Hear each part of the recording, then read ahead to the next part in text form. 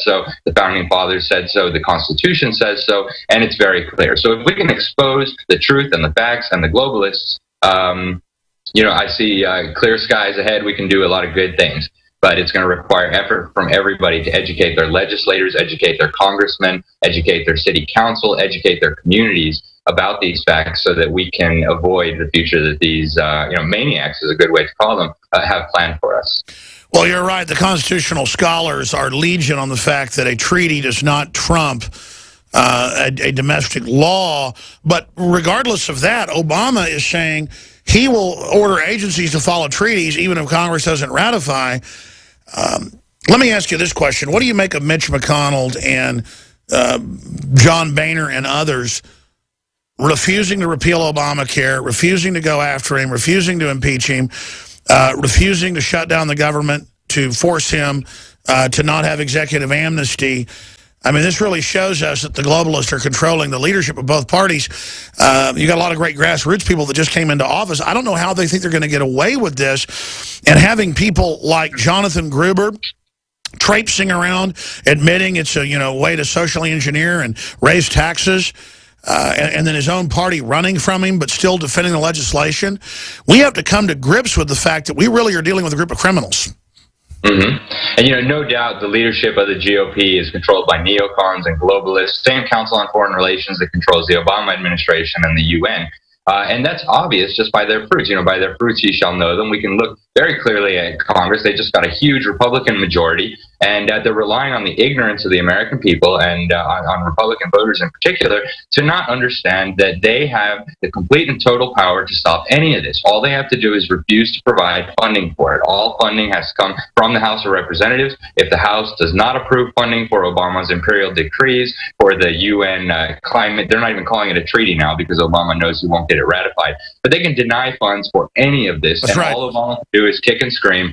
So they're relying on our ignorance to get away with this kind of stuff. But if we can educate the American people, show them that, the House has the power to cut the funding for any of this, the whole charade crumbles. And I hope that, a lot of these new grassroots Republicans that got elected, I hope That's right. will go down. Well, that's why Congress keeps playing dumb. Like, we didn't know that Gruber's plan to us was a lie. We didn't know. Well, now they know it's a screw job. They need to repeal it. Let's play this clip of Elijah Cummings savaging Gruber. Cummings is really good at acting like he doesn't know that he supports stuff that is basically double black unemployment in Maryland. Here's the clip. And then Jonathan Gruber for stupid, I mean absolutely stupid, comments he made over the past few years, and then drill and grill Administrator Taverner about what appears to be an inadvertent mistake in reporting ACA enrollment numbers. This may be good political theater, but it will not help a single American get health insurance. It will not help a single person get well. It will not help a single person get the care that they need. This is how he talks to you like you're 5 years old. Let me be clear. I'm extremely frustrated with Dr. Gruber's statements. Your screw job's getting exposed. They were irresponsible, incredibly disrespectful. Well, for telling the truth about what you're involved in? And did not reflect reality. And they were indeed insulting. I was in Congress when this law was debated. And Dr. Gruber does not speak for me or the chairman of the other committees who worked tirelessly. Or the 12,000 pages of changes that you debated this legislation for nearly a year. You debated it, huh? Before it was finally passed and signed by the president. Did you read any of it? We held 79 hearings and markups in the House of Representatives. Of propaganda alone. and baloney. Never once did I believe or did anyone suggest that we were somehow hiding our goals from the American people. Yeah, you don't want our guns either. But worst of all, Dr. Gruber's statements gave Republicans a public relations gift in their relentless political campaign to tear down the ACA and eliminate health care. The Republicans helped write it. Of Americans. The Republican leadership. Many Republicans now allege. You mean good Republicans? Some kind of Democratic conspiracy, citing the praise for Dr. Gruber's work from President Obama and other Democrats. But that, too, is completely wrong. Let me highlight some additional praise Dr. Gruber received for his work. Dr. Gruber received the following thanks for his contributions to healthcare legislation, and I quote, Jonathan Gruber at MIT devoted hours and hours to an essential economic model. All right, let's not play any more of these lies. What do you make of this type of arrogance and hubris? Then we're going to skip this network break and go to phone calls. You know, I think it's symptomatic of everything that's going on in Washington, D.C. It's constant. It's all about deceiving the stupid voters, as Gruber put it. If they couldn't deceive the stupid voters, they couldn't get away with this kind of arrogant crime spree. Hence Common Core. It is. You know, it's all across the board. If you look at education, healthcare, all of it relies on deceiving voters who they think are stupid. And, you know, that makes our job very clear. We need to educate the electorate and get these people out of office so that they'll stop destroying our country, stop trampling on our rights, and stop selling us out to organizations like the United Nations that are being used to take our guns and infringe on freedom around the world. It's that simple. Well, they're just mafias that come in and hijack free economies, cut them up, divide them up, and then have a new scam to fix all the problems they've created before. And Cummings knows full well what he's done. Everybody knows what's in that bill up there in Congress. And see, now they're like, the Republicans want to get rid of what we've got. No, Boehner and McConnell don't. See, because when it all comes out that they're together on it, then they lose the Democrats. The only reason the Democrats are supporting it is because they think the Republicans want to take their free goodie away, and they've had an imaginary victory. That's why you checkmate them when you actually bring out its bipartisan screw job. Jim in Missouri, thanks for holding. You're on the air worldwide. Hey, thanks. Mr. Newman, I'd like to direct this question to you. I got a couple points I'd like to make. First of all, you know, I believe that the local law enforcement is the biggest hurdle the government has in gun confiscation. But I'm wondering if the Obama administration will use these latest cases of police brutality to... they're trying to start a civil war. And so the UN can come in and demand that the citizens and local police are disarmed. That's in the UN original UNIDIR treaties, and State Department Memorandum 7277 is to disarm the people, then the police, then the federal police, and only have UN peacekeepers, a monopoly of power by the world governments. Sorry, caller, go ahead. Well, we keep seeing these police brutality cases, and the government, the Obama administration especially, jumps on these things, and whether they're true police brutality or whether they're not, they're criticizing the local law enforcement. And I just see this as a way for the Obama administration to turn the people against local law enforcement to help them further federalize the local law enforcement to be able to do whatever they want. You know, I believe that local law enforcement is one main thing standing in the way of gun control, because we got a lot of sheriffs and police departments that will not enforce it. But if the federal government has federalized local law enforcement, then they can do whatever they want, and that's my fear. That's it. What you said is 100% true. Alex, any comments on that? Yeah, you know, we've been running for decades as a campaign supports your local police and keep them independent. And it's for exactly this reason. You know, local law enforcement is not the enemy. Obviously, there's, you know, some bad apples, whatever you want to call them. And you find that all across society. It's not unique to police departments. The biggest problem is the federal control over local law enforcement, the militarization of law enforcement that's being carried out from Washington, D.C., so really, the source of these problems tracks back to the unconstitutional machinations by the federal government. And then you have people like Obama who have been showering military equipment on local police, stepping in and saying, oh, look, police militarization. So there's a very sinister agenda here. The UN is exploiting the same thing. They're trying to demonize local law enforcement here in the United States as, you know, some kind of gung-ho, racist, lunatic wackos. And that's just not the case. The local law enforcement, that's our friends, that's our neighbors.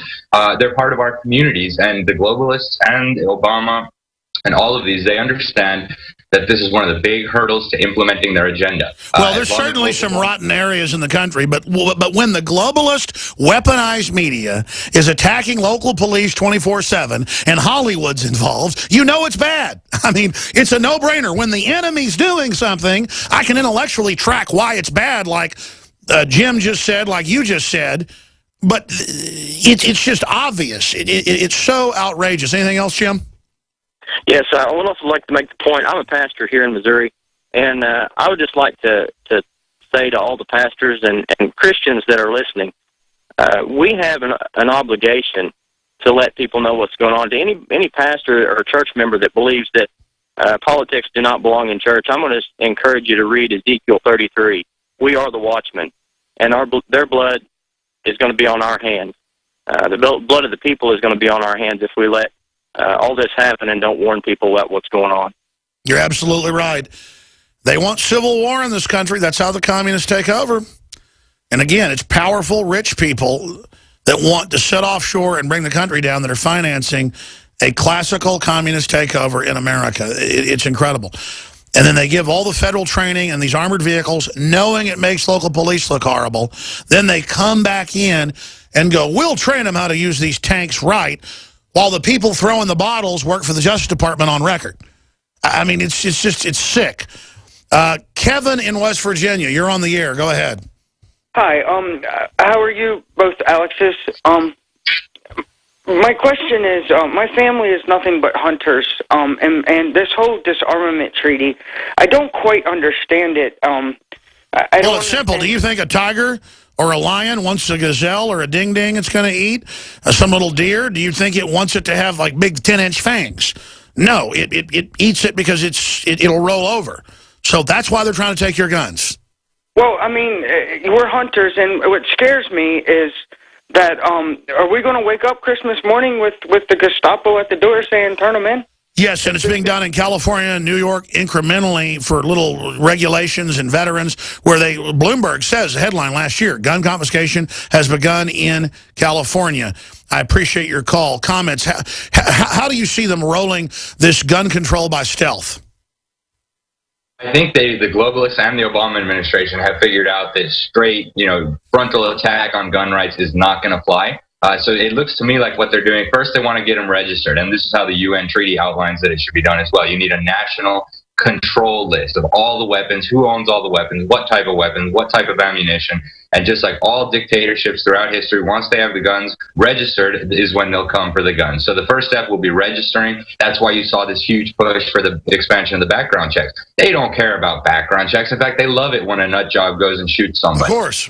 They want a list of everybody who owns weapons so that they can come and confiscate. And by the way, the Violence Policy Center, the Brady Center, the Austin Pro Tem Mayor, Mike Martinez said in speeches, we're going to register and then we're going to confiscate their guns.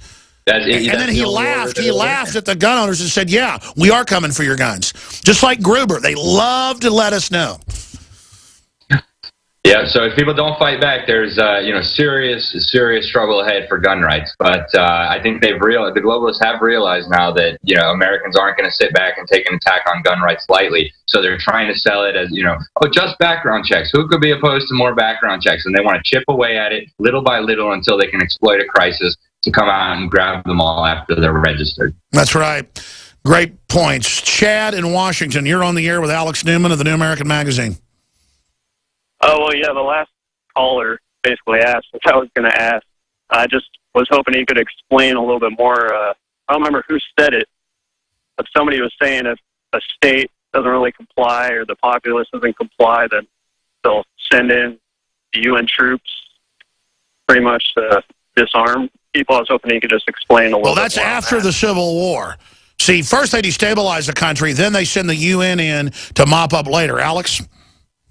People think it's ridiculous, the idea that UN troops might someday be in the United States. It's not ridiculous at all. And if you look at what the UN troops are doing around the world, now I've written on this extensively because in my opinion, it's one of the worst atrocities going on in the world and nobody's paying attention to it. These UN peacekeeping troops are systematically raping, slaughtering, and pillaging the populations they're supposed to be protecting. It doesn't matter if you're looking in Haiti, the Ivory Coast, Sudan, Somalia, the Congo, any place where you find UN Burma, Asia. Literally being a news hound for 22 years, 20 years on air, no army in modern history has been more villainous, larcenous, murderous than the UN so-called peacekeepers. I mean, it is an army of evil. It is. It's mind-boggling, and the media doesn't want to pay any attention to it. But the idea that they would be in the States is not as ridiculous as it sounds. Look at the UN and sex trafficking of kids and women. They're the main driver of that. Do 5 more minutes with us if you can, Alex. And then we've got Gerald Celente coming up. We got a little no man's land. 5 minutes at some stations here at the start. More calls. Alex Newman. Then Gerald Celente with a first look at the trends of 2015. Thank you for listening to GCN. Visit GCNlive.com today. The experts are clear.